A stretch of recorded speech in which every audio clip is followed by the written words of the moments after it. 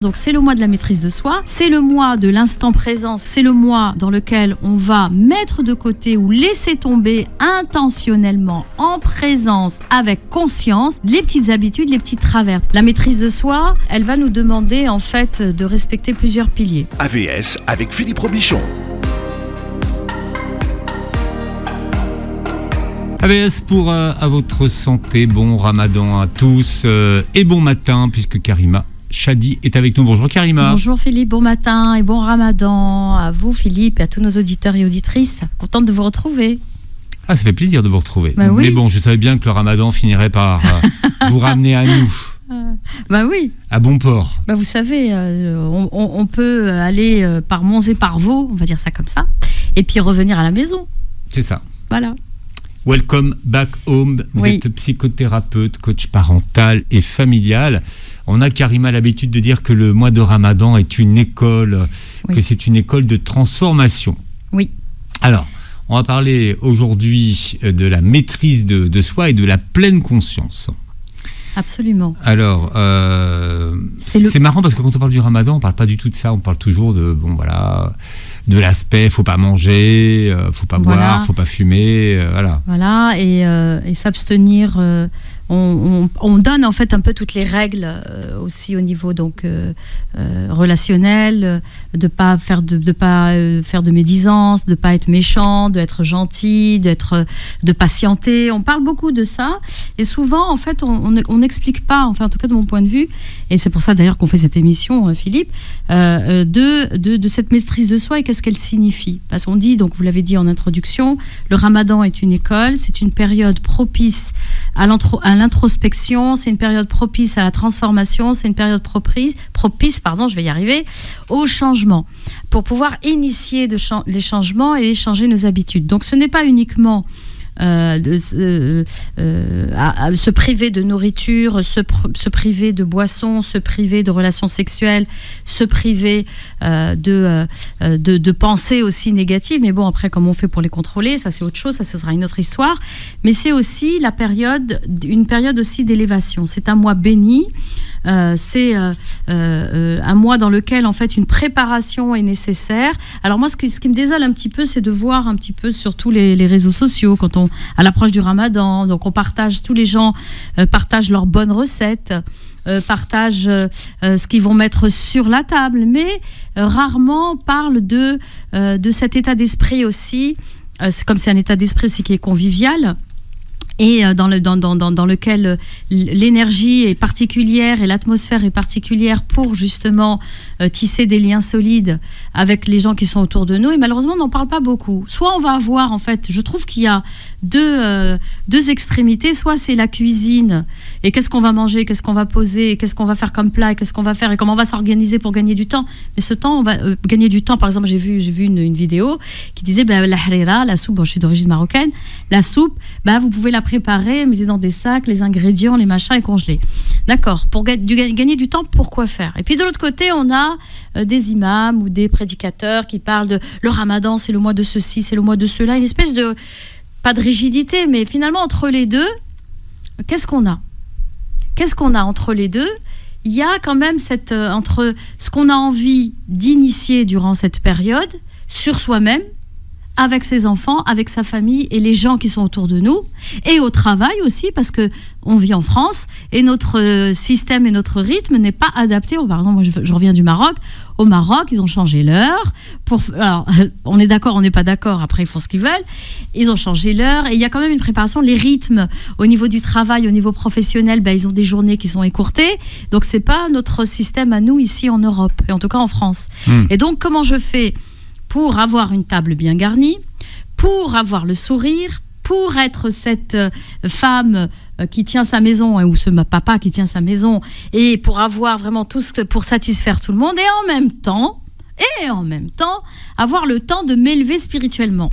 Donc moi, c'est toujours la question que je me posais, et je me disais, alors donc c'est le mois de la maîtrise de soi, c'est le mois de l'instant présent, c'est-à-dire quoi l'instant présent? C'est-à-dire être dans cette conscience permanente, cette ihsan en quelque sorte, on le traduit comme ça en arabe, cette présence Qui veut dire quoi Ihsan, ça veut dire, en fait, c'est traduit par la bienfaisance spirituelle ou la perfection spirituelle. Mais j'aime pas cette traduction de perfection spirituelle parce qu'elle n'existe pas, de mon point de vue. La perfection humaine n'existe pas.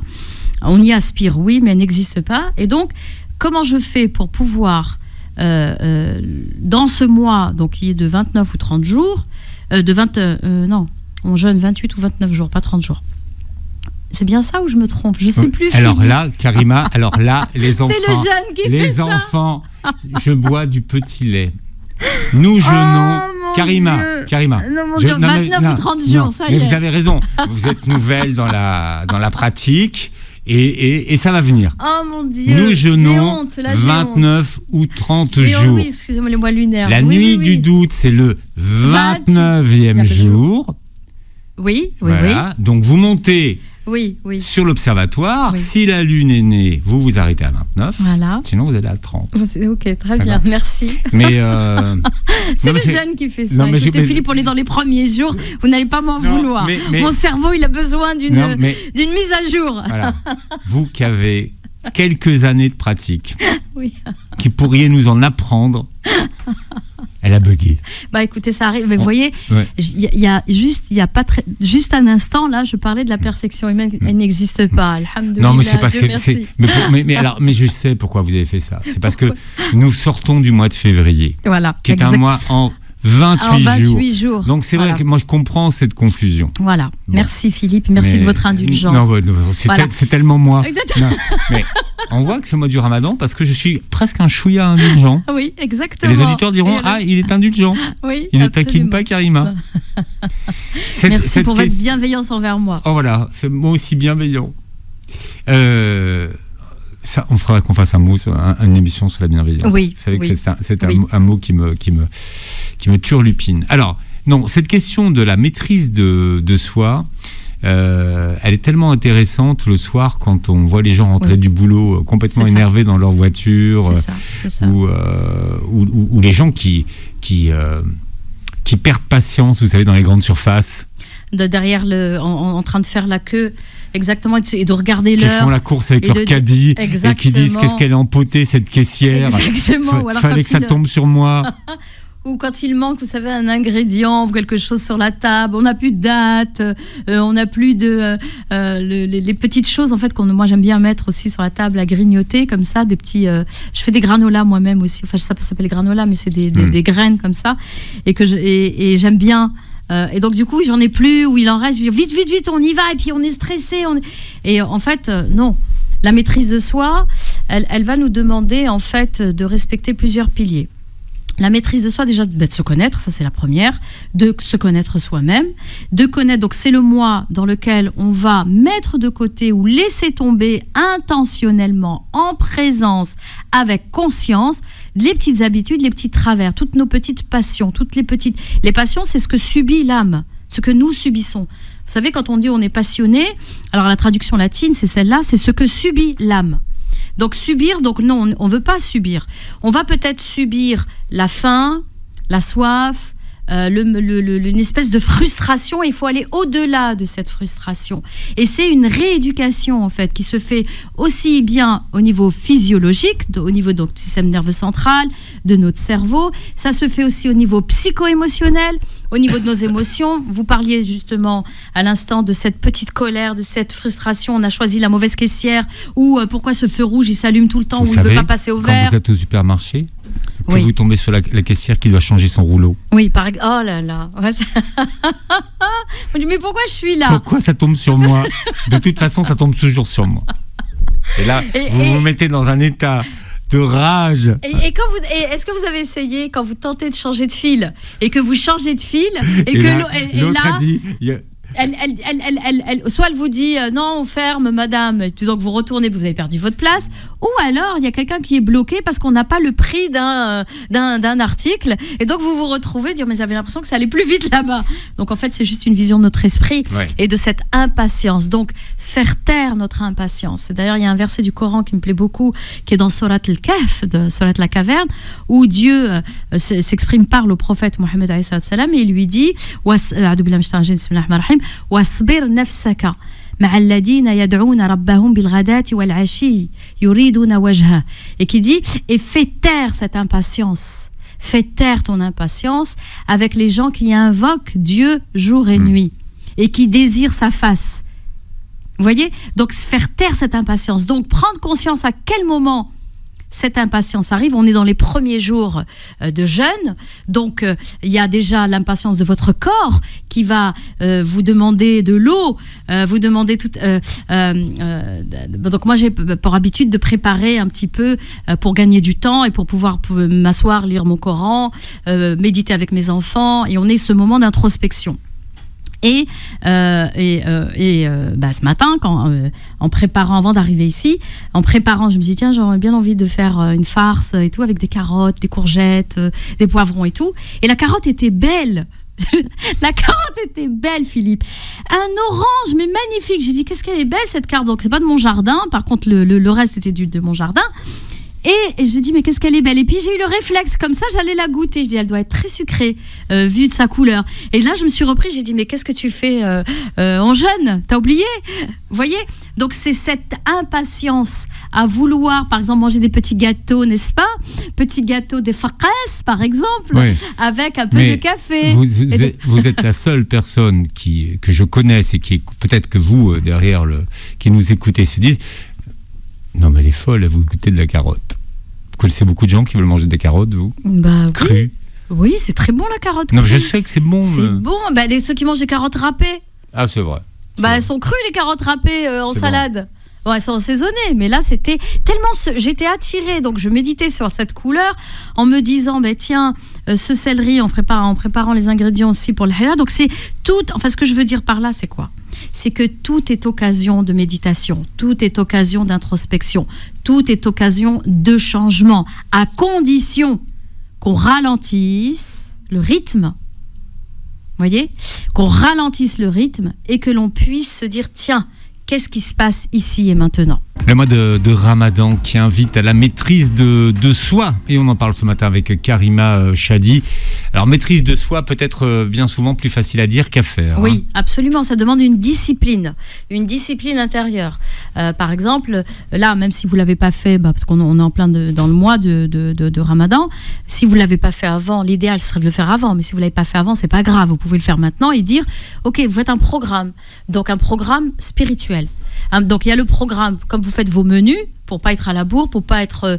nous on a un dicton au Maroc qui dit le premier jour de Ramadan, si Tahrira est prête à temps, c'est-à-dire que pendant tout le mois elle sera prête et elle sera bonne. Ça dépend de comment elle est le premier jour. Vous voyez, c'est un dicton marocain. Voilà, après, je l'ai éprouvé et j'ai trouvé vrai, personnellement. Donc, oui. Bon, voilà. De toute façon, vous êtes très en avance sur la soupe. Donc, j'ai perdu le fil. Non, je sais plus ce que je voulais dire. Comment faire un programme? Oui, comment faire, pardon. Donc, vous faites un programme. Vous avez vos menus, par exemple. Si vous êtes organisé, tel jour, ça, pour pas que les menus soient répétitifs et qu'on mange tout le mois la même chose. Donc, vous allez préparer ça. Vous allez sur Pinterest, vous allez trouver plein de choses, plein de menus, plein de propositions et très créatives et très inspirantes, de très belles choses. Et à côté de ça, vous faites votre programme spirituel, c'est-à-dire vous allez varier vos activités qui vont vous aider justement à être dans la maîtrise de soi et à être dans cette pleine conscience. D'accord ? Donc vous allez dire par exemple le matin combien de chapitres de Coran vous allez lire avant d'aller travailler, combien est-ce que c'est plus de l'écoute que vous allez faire, est-ce que c'est de la lecture, qu'est-ce que vous allez faire au niveau social, est-ce que vous allez vous engager par exemple pour aller faire une maraude, aller distribuer des repas aux nécessiteux, faire une sadaqa, donc sadaqa de votre temps, c'est-à-dire un don de votre temps, un don de votre argent, un don aussi de votre préoccupation, c'est-à-dire par exemple aller voir des personnes à l'hôpital, leur rendre visite. Ça fait partie, toutes ces choses-là nous aident à nous maîtriser et à être dans cette gratitude aussi. C'est un exercice que je proposerai tout à l'heure, donc d'être dans cette écoute en fait de ce mois, ce qu'il nous apporte et des réformes que l'on veut opérer à l'intérieur de nous et à l'extérieur de nous. Donc discipline. Vous voulez, c'est comme une activité sportive. Vous voulez devenir un champion ou devenir quelqu'un qui excelle dans sa discipline. C'est pareil au niveau spirituel. Prendre le temps, ralentir. Alors moi, il y a une technique aussi. Et là, je le partage. C'est un exercice. C'est le silence intentionnel. Donc tout à l'heure, je parlais de ralentir nos rythmes parce que le Ramadan, déjà, notre corps va déjà à un rythme différent. Moi, je suis d'accord, mais souvent, le mois de Ramadan, c'est une course contre le temps. Hein. Oui. Parce qu'on veut tout faire. Oui, mais après, Philippe, il faut choisir ses batailles. Oui, voilà. On ne peut pas être sur tous les fronts, c'est pas possible. Mais il y a quand même aussi ce sentiment de toujours être un peu à la bourre. Oui, parce qu'en fait, on a cette idée, l'idéal en fait qu'on a posé, qu'on a installé au-dessus de nous, comme ça, l'idéal de mon atteindre, ce que je veux atteindre. Et puis ensuite, le problème, c'est qu'on met pas souvent aussi, on se donne pas les moyens d'atteindre tout ça. Vous voyez ? Donc si par exemple la personne qui dit oui, je veux pouvoir clôturer tout le Coran pendant le mois de Ramadan, donc j'ai calculé, il faudrait que je lise tant de hizb par jour, de hizb, c'est-à-dire de chapitres, et puis qui arrive à un moment donné s'essouffle, donc et n'y arrive pas, et parce qu'on peut-être que l'objectif était inatteignable. Il faut que ça reste réaliste et réalisable pour soi, Philippe.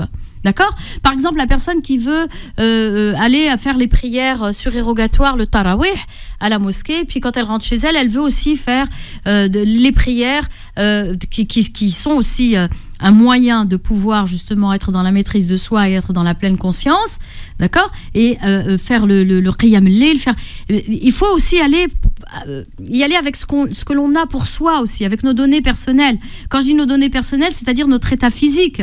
Est-ce que j'ai assez dormi aussi ? Et il y a ça, et qu'on n'y arrive pas, du coup on se retrouve à être des machines. Finalement, est-ce que je suis présente dans ces actions-là ? Est-ce que j'habite cette spiritualité que je veux mettre en place ? Est-ce qu'elle est vivante, cette spiritualité, ou est-ce qu'elle est, je fais comme tout le monde parce que tout le monde fait la même chose ? Non, c'est à nous en fait d'arrêter le temps, d'accord ? Arrêter le temps et de se dire, ok, là je veux prendre le temps et je vais méditer sur, par exemple, ce soleil qui est là aujourd'hui et qui nous accompagne. Simplement ça.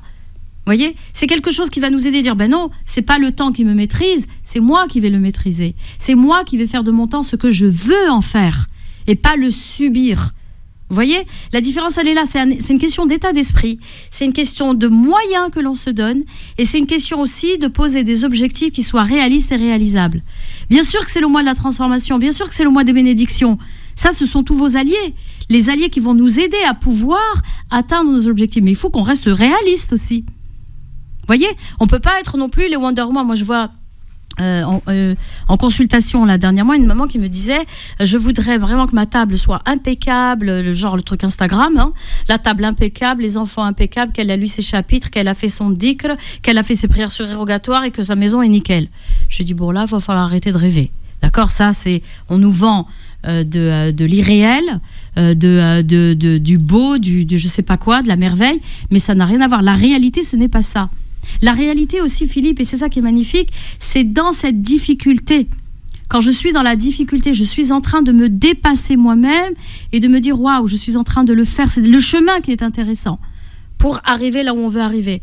D'accord ? C'est quel chemin j'ai pris et comment je m'y suis prise, comment j'ai dompté cet ego égocentrique et narcissique, comment j'ai réussi, parce que quand on pose une belle table et qu'on dit oui et qu'on se vante après, oui j'ai pu aller à la mosquée, j'ai pu faire ceci, j'ai pu faire cela, tu n'es plus dans une purification de ton nefs. Tu es plutôt en fait dans un espèce d'ego spirituel, c'est-à-dire tu montres, l'ego il se développe à tous les niveaux, hein, au niveau physique, au niveau émotionnel, ou à jouer la victime, ou à jouer le super-héros, ou à jouer la super ou le super arrogant. Vous voyez ? Donc être attentif et être observateur de nos mécanismes de défense, de nos mécanismes de ces frustrations que l'on peut avoir et qu'est-ce que je mets en place pour pouvoir les dépasser. C'est ça la maîtrise de soi.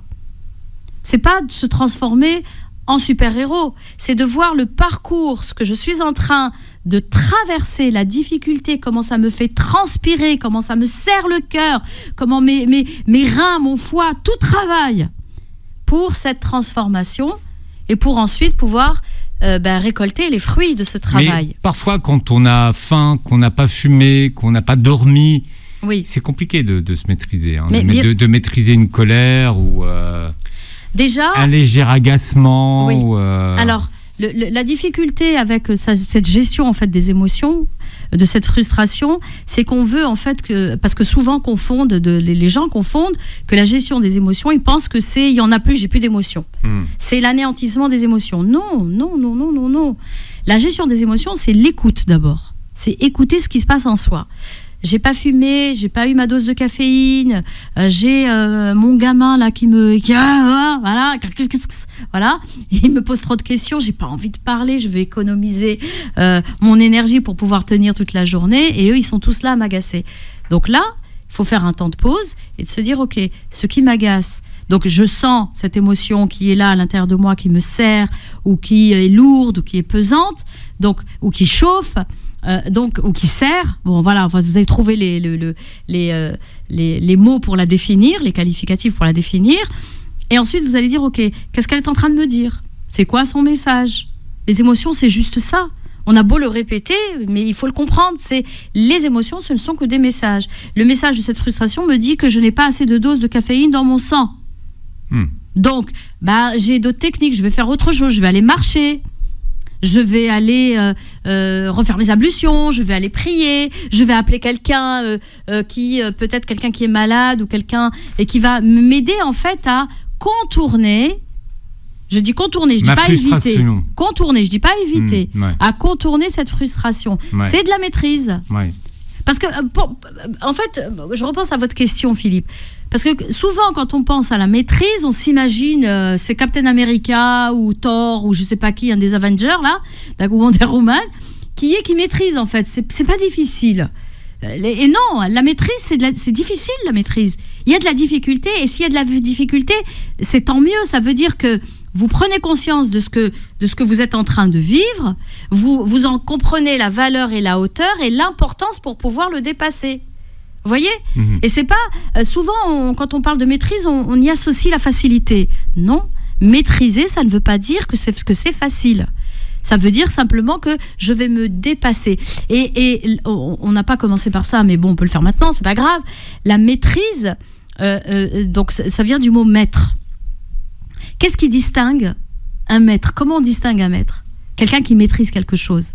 Le maître, c'est quelqu'un qui sait ce qu'il fait, il sait comment il le fait, et il connaît le résultat qui est attendu. C'est ça la maîtrise. Je sais ce que je fais, je sais comment je le fais, c'est-à-dire qu'est-ce que je vais mettre en place, quels outils je vais utiliser, quelle méthode, quel parcours, quelle étape par lesquelles je vais passer, pour arriver à cet objectif, parce que cet objectif, je m'y attends, je sais ce que je veux, en faisant cela, je sais ce que je veux obtenir. C'est ça la maîtrise. Donc, si je veux maîtriser mes émotions, donc première étape, je sais que c'est mes émotions, et je sais ce que je sais sur les émotions, que ce sont des messagères de ce qui se passe quelque chose, d'accord ? Que ce soit positif ou négatif. D'accord ? La deuxième, c'est qu'est-ce que je mets en place pour pouvoir répondre à ce message, parce que en répondant à ce message, j'aurai ce résultat-là. Vous voyez ? Donc à quel moment on parle de facilité ? L'aisance vient après, quand on a compris la procédure et de se dire ok, là je vois que c'est une frustration, j'ai l'habitude, je sais que c'est une frustration, cette frustration a été déclenchée par ça, et quand elle est déclenchée par ça, donc je sais comment je peux, ok, et là je vais agir en fonction de cette pour justement la maîtriser, et ça peut venir après avec aisance et de la fluidité. Mais pourquoi ? Parce que je me serai entraînée, parce que mon cerveau aura appris. Et donc il va dire tiens, ça je sais, je connais cette émotion. Ça je sais comment apaiser ça. Et donc du coup il va se mettre en marche tout seul. C'est un entraînement en fait. C'est un entraînement, exactement. Tout est entraînement. C'est pour ça que le mois de Ramadan vient tous les ans. Alhamdoulilah, cette année, Dieu nous permet de pouvoir le vivre. Alors, on va le vivre entier ou pas, je ne sais pas, Allahu alam. Je ne suis pas dans le secret de Dieu. Mais en tout cas, j'y aspire. Et donc, et à chaque fois, c'est un entraînement nouveau. Donc, se donner des challenges. Se dire, tiens, cette fois-ci, qu'est-ce que j'ai envie d'explorer, d'aller. Pourquoi ? Parce que tout est au ralenti. Ce mois est propice vraiment à l'introspection. Vraiment, c'est-à-dire où je vais rentrer dans mon intériorité, où je vais rentrer dans mes difficultés, où je vais rentrer peut-être même dans mes blessures pour aller les explorer, pour aller les écouter et pour ensuite les dépasser et les réparer pour les dépasser. Donc il y a des choses qui nous aident, donc la lecture du Coran, gérer son temps, on l'a dit, et son énergie, je reprends mes notes. C'est aussi, moi c'est comme ça que j'ai été éduquée par mes maîtres spirituels. Cette ascèse, en fait, c'est une ascèse au renoncement au superflu. C'est-à-dire qu'on va au maximum se détacher du matérialisme et des plaisirs excessifs. Vous voyez, souvent, malheureusement, les personnes disent c'est le mois de Ramadan, donc tout ce qu'elles shahwat, en marocain on parle de shahwat, mais on va en parler ensuite pour dire que comment on fait pour maîtriser en fait ces superficialités ou ce superflu matériel. Et maîtriser le temps surtout. Et maîtriser le temps. Oui, parce que c'est vrai que pendant le mois du Ramadan, au début, on imagine qu'on aura trop de temps, exactement. Et au final, on n'en a pas assez. Le mois de Ramadan, c'est un mois d'école et la pleine conscience, c'est la pierre angulaire de ce mois de Ramadan et surtout la pratique de la pleine conscience. Oui. Qu'est-ce que ça veut dire, la pleine conscience ? Parce que là, c'est un mot qu'on entend et qu'on utilise de plus en plus, qu'on entend partout, la méditation en pleine conscience. Bon, bref, c'est quoi que la pleine conscience ? La pleine conscience, c'est d'être pleinement présent ici et maintenant, dans ce que l'on fait et dans comment on le fait et de ce que ça suscite en nous, à l'intérieur de nous. Alors, moi, je suis de culture arabo-musulmane, je suis pratiquante musulmane, et donc la pleine conscience, moi, je l'appelle l'ihsan. L'ihsan, c'est quoi ? C'est cette, on a défini un petit peu tout à l'heure, on a commencé, cette perfection dans la pratique, dans la spiritualité, c'est ce bel agir, cette bienfaisance aussi. On parle aussi de bienfaisance dans le sens bien faire les choses. Et donc, c'est de le faire en présence. Et notamment, moi, ça me renvoie à une parole prophétique où c'est dans un hadith que le prophète Mohammed salam en parle, où il parle des 3 stations. En fait, il y a l'islam, l'iman et l'ihsan. Les 3 degrés, et l'ihsan arrive en dernier. Et je ne vais pas relater tout le hadith parce qu'on n'a pas le temps, mais simplement pour nos auditeurs et auditrices, vous pourrez le retrouver. C'est un des premiers hadiths qui a été révélé, qui est répertorié par An-Nawawi. Et vous avez donc l'ange Gabriel qui est venu en forme humaine, alayhi salam, et qui vient parler au prophète et qui lui dit: parle-moi de l'islam, parle-moi de l'iman et parle-moi de l'ihsan. Et l'ihsan, il lui répond, le prophète alayhi salam lui répond, lui dit le bel agir, donc c'est faire comme si tu voyais Dieu, agir comme si tu voyais Dieu, et si tu ne le vois pas, sache que lui, il te voit. C'est ça, cette pleine conscience, d'être sous le regard de ton créateur, être sous le regard des valeurs fondamentales qui te portent, de miséricorde, d'amour, de paix, de sérénité, de confiance, toutes ces valeurs-là, eh bien on peut, dans cette pleine conscience, moi j'ai un petit exercice que je pratique moi-même, c'est celui d'évoquer le nom de Dieu, les noms de Dieu, les attributs de Dieu, parce que c'est lui qui se les a donnés lui-même, et donc qui vont venir en fait susciter en soi cette pleine conscience, et de dire ces mots et ces noms quand on les mentionne, qu'est-ce qu'ils suscitent en nous. Et donc dans cette question de l'ihsan, cette éducation spirituelle qui appelle justement à la transformation intérieure. Et donc c'est un travail de fourmi qui est en train de se faire à l'intérieur, et d'être pleinement conscient. Donc par exemple, quand je suis en train de cuisiner, tout à l'heure je vous en parlais, Philippe, à préparer mon iftar, parce que comme je travaille toute la journée, eh bien de le préparer, de dire tiens, dans cette soupe, qu'est-ce que j'ai mis dedans ? J'ai mis du céleri, par exemple, du céleri, de la coriandre, du persil. Ce céleri vient d'où ? Du jardin. La fameuse carotte. Et la carotte de tout à l'heure, de tout à l'heure aussi. Ça, c'était pour la farce. C'était pas pour le harira. Voilà. Mais c'est pas grave. Non, mais, alors, et donc, pleine conscience. Bon. Et de dire, et d'être dans cette gratitude, de dire, c'est quelque chose que je vais manger, c'est quelque chose qu'a donné la terre par la volonté divine, qui a été arrosé, je me suis occupée de mon jardin, et puis là maintenant je le cuisine et je vais le manger, je vais le déguster. C'est de la pleine conscience et c'est de la méditation. Vous voyez ? Et d'être vraiment dans tous les gestes quotidiens, comme dans la culture zen par exemple. Chez les zen et les zazen aussi d'ailleurs, dans la culture asiatique, vous avez en fait cet instant aussi, ces moments de pleine conscience, c'est quand je suis assis à cet endroit avec mon tisbih, mon chapelet, que je suis en train d'égrener chaque perle en disant Subhanallah, gloire à Dieu, c'est d'être présent dans ces paroles. C'est ça, en fait, la pleine conscience. Quand vous êtes en train de manger, là on est tous les deux, on est dans cette émission, on est en train de parler tous les deux, on est en pleine conscience de ce qu'on est en train de faire. Vous voyez ? Donc, c'est vraiment dans les tout petits gestes. Vous n'avez pas besoin de vous retrouver à la Mecque pour pouvoir être en pleine conscience. La pleine conscience, vivez-la déjà ici, présentement. Je réponds à votre question ou pas, Philippe ? Oui, très important d'être en pleine conscience et de ne pas être là et penser à autre chose. Exactement. Et de toute façon, on va penser à autre chose. L'être humain, il est comme ça. Donc, moi, projeter déjà dans ce qu'on fera dans l'étape d'après. Voilà, oui, par exemple. Donc moi, ce que je dis, c'est souvent, imagine que toi, tu es le ciel et puis il y a des nuages qui passent dans le ciel.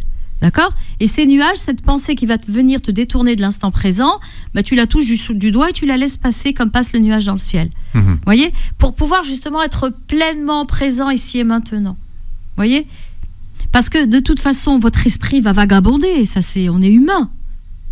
Mais de le ramener, à chaque fois qu'il part, je le ramène dans la pleine conscience de ce que je suis en train de faire quand je fais ma vaisselle, quand je suis en train de parler avec mes enfants, et pas je suis en train de penser à ce que je vais répondre ou à ce que je vais dire, et tout à l'heure le coup de fil que je dois passer, et les enfants d'ailleurs le remarquent très bien, ils vous le disent tout de suite, tu m'écoutes pas. Vous voyez ? Donc c'est ça, cette pleine conscience. Et de profiter de ce mois béni pour travailler sur soi et avec soi, parce que vous êtes votre meilleur ami, et vous vous connaissez bien, travaillez là-dessus et travaillez sur cette élévation aussi spirituelle, donc la maîtrise de soi et cette pleine conscience d'être pleinement ici, présent, pour que ces habitudes puissent se perpétrer et continuer au-delà du Ramadan.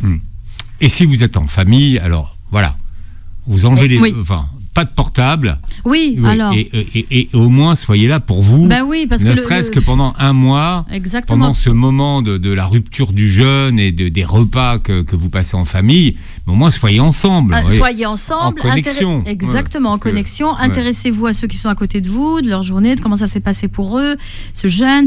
Et pas tout de suite, on a tout le réflexe. Moi, je le vois, mes enfants, ça m'agace vraiment quand ils le font. Le premier truc, c'est prendre leur téléphone et ils filment la table ou machin.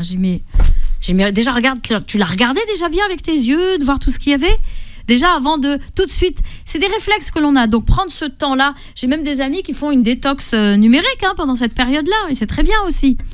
Bon, moi, j'y arrive pas encore. Moi, je milite pour la détox numérique. Numérique, ouais. Pendant le mois du Ramadan. Franchement, moi, j'aimerais pouvoir. Je pense que je vais me challenger sur. C'est un i'tikaf. Un i'tikaf, c'est quoi un i'tikaf ? C'est une retraite spirituelle qui dure pendant ces 30 jours, 29-30 jours. Donc de vraiment de faire un i'tikaf et d'intégrer ce qu'on veut. Alors, comme on l'a dit tout à l'heure, moi je sais que ça va être un peu dur au niveau de la...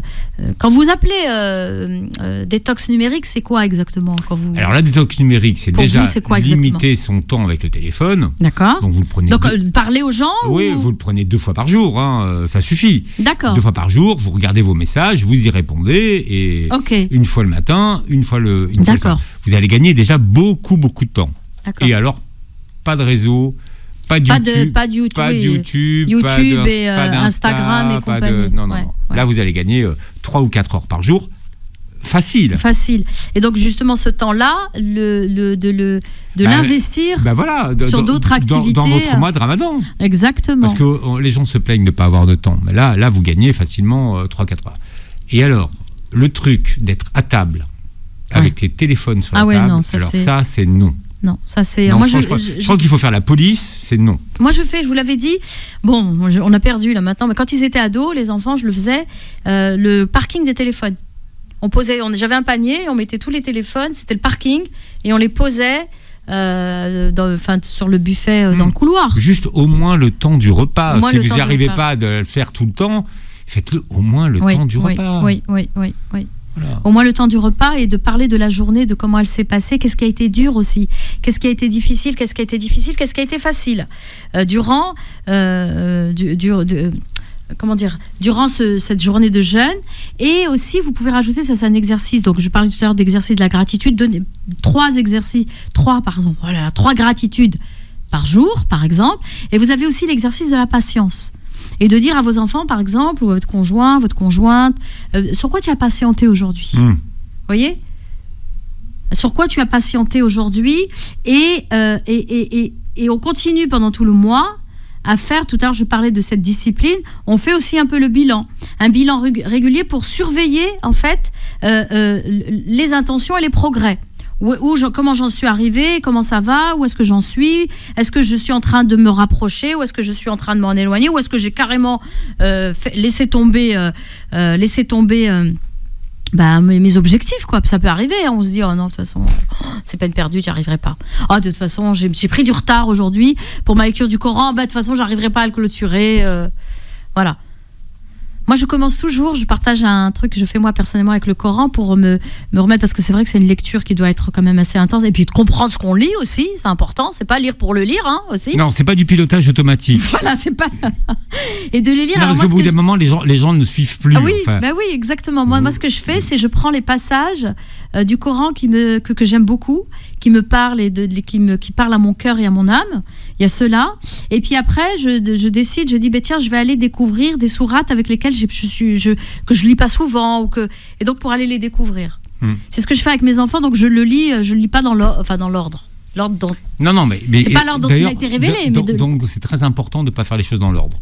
Oui. Parce que ça fait une rupture. Exactement. Voilà, vous me l'aviez dit en plus. Ça fait une rupture pour le cerveau. Et ouais. il faut surtout pas être dans l'ordre, parce qu'au bout d'un moment, on tourne les pages, mais voilà, on s'habitue et puis on n'y est plus à ce qu'on fait. Exactement. Et puis il y a un autre conseil que j'avais donné une fois aussi et que je pratique, c'est aussi lire les histoires des prophètes, les histoires aussi elles nous inspirent. On voit l'épreuve, comment est-ce qu'elle est décrite, le sauvetage de Dieu, comment est-ce qu'il est vécu et comment est-ce qu'il est donné et à quel moment il est donné, et cette patience et cette sincérité et cette ouverture d'esprit et ce non-jugement aussi. Il y a beaucoup de choses comme ça que l'on retrouve à travers la vie des prophètes, et ça c'est important, surtout si on veut avoir ce temps.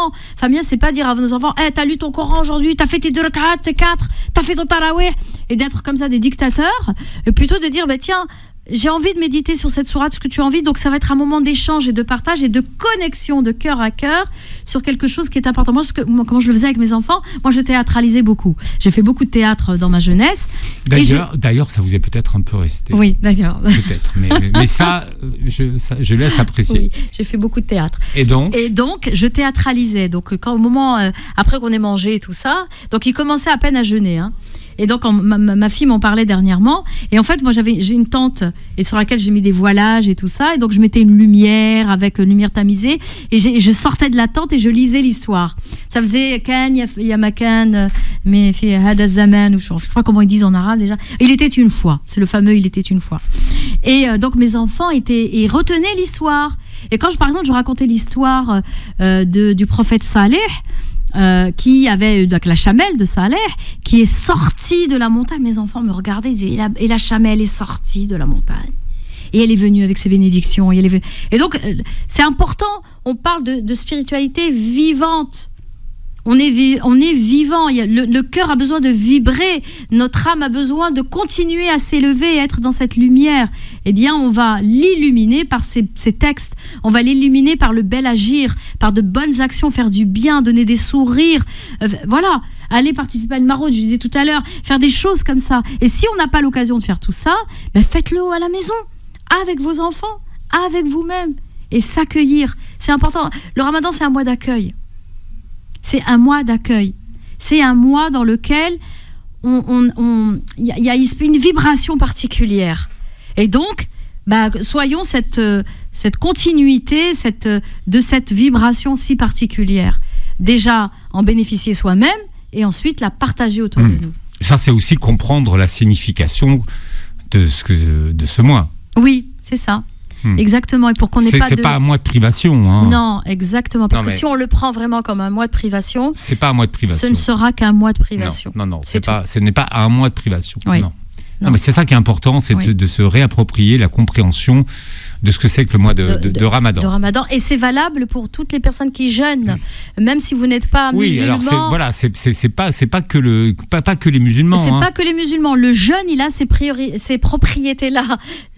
Il a vraiment on le sent, tout est au ralenti. Puis le silence, et comment on apprécie le silence. Je sais pas pour vous, Philippe, mais moi le silence le matin, par exemple, quand déjà moi là où j'habite, c'est très calme, mais de sentir déjà, il y a pas le truc, allez, il y a ça, le staccato. Vous voyez, ce rythme saccadé qui arrive, et de dire, il y a une espèce de temps où tout est suspendu et où il y a une espèce de silence. Bon, pas tout de suite, je l'ai bien compris, Philippe. Non, mais Karima, pas aujourd'hui, je l'ai bien compris. Je sais pas où vous vivez, mais non, c'est pas parce que c'est le mois de Ramadan que tout s'arrête. Hein. Non, mais je suis d'accord. La vie continue. La vie continue, mais si on prend le temps, c'est ça que je veux dire, Philippe. C'est qu'il faut qu'on prenne nous le temps.